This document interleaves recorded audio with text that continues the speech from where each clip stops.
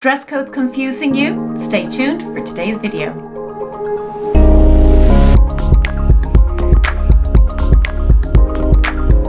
Hello there, welcome to my channel. My name is Sarah and I am the Style Coach, here to help you refine your personal style and increase your confidence. If you'd like to work with me, you can do so one-to-one or through my online courses, which you'll find below. You can also join me over on Instagram at thestylecoach.ie. And while we're here, may I please ask you to please like the video if you enjoyed it or learned something new, and why not subscribe to the channel as well.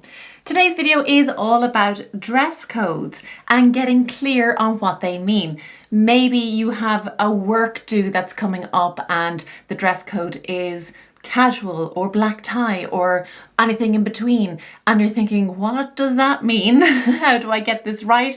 I want to make a good impression. I want to not stand out. All of those kind of things. I get it.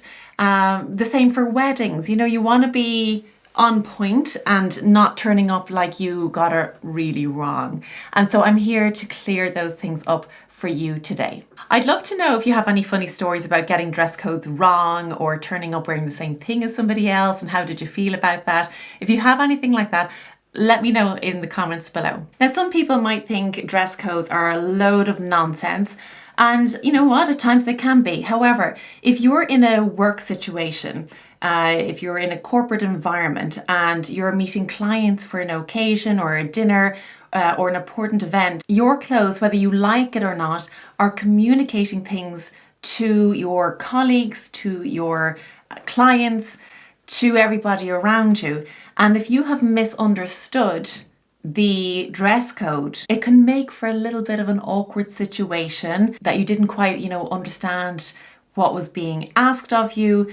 And it may not make the best impression if you're trying to make a sale or form a relationship with a new client or something like that.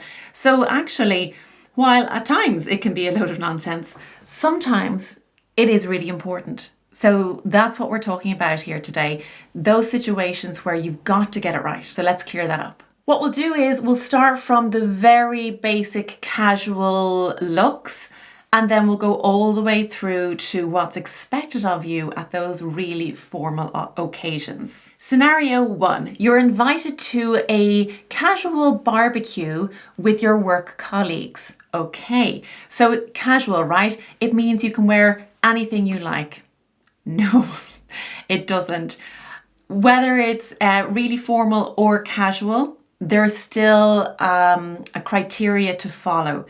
So when you're thinking about casual, the key words you want to be thinking about are informal, comfortable, but you still want to be clean. So we're not going for, jeans could be acceptable. We're not going for that distressed look in a jean.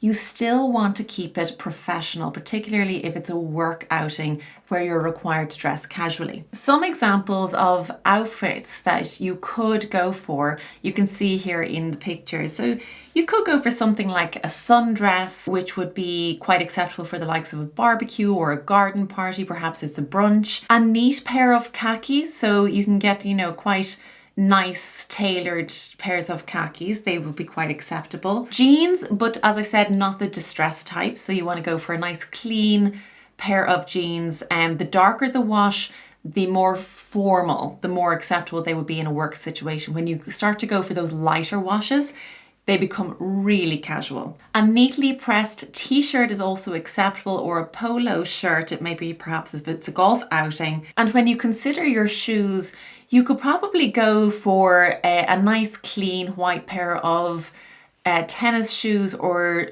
trainers. You don't want to go looking like you're about to head off to the gym. That's not what you want to go for when they say casual. So these are the types of things that you want to consider if you're going to a work event and they say it's casual. It doesn't mean you roll out of bed and you can just turn up as you want.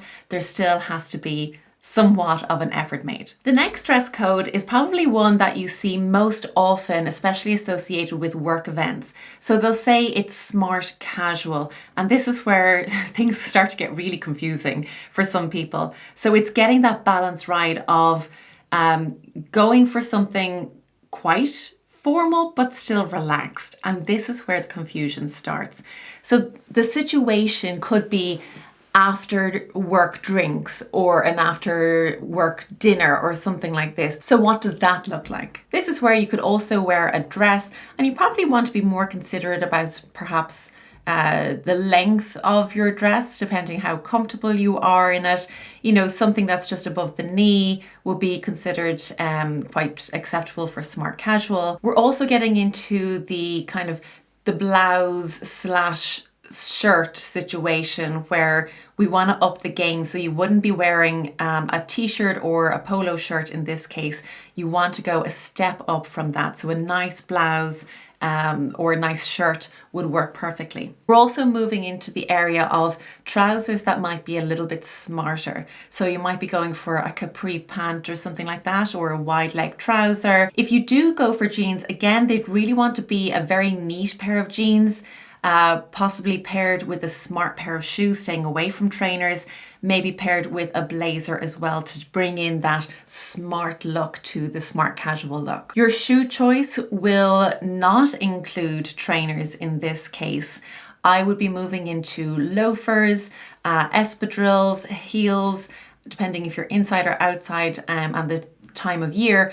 This will also influence what you're going to wear. The next stage up is the semi-formal look, another kind of confusing one.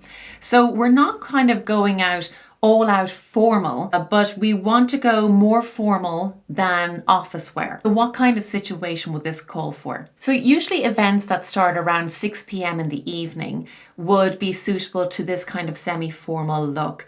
If you go for, an event at 8 o'clock at night, you're probably going for something a little bit more formal. So the actual time of day influences what you're going to wear as well. In this situation, a semi-formal outfit could include something like dressy separates. So maybe a cord that you could dress up, or you could go for your classic LBD. This is when that classic LBD is pulled out of the wardrobe, and it's a safe bet.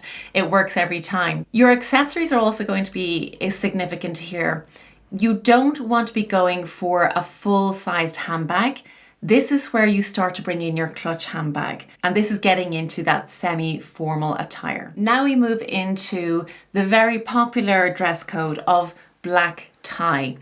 This tends to be easier for people to achieve because, generally speaking, it's a full-length gown or a very dressy LBD, but will require probably heels or a smart shoe as well, and a clutch bag and some nice diamond jewellery, for example.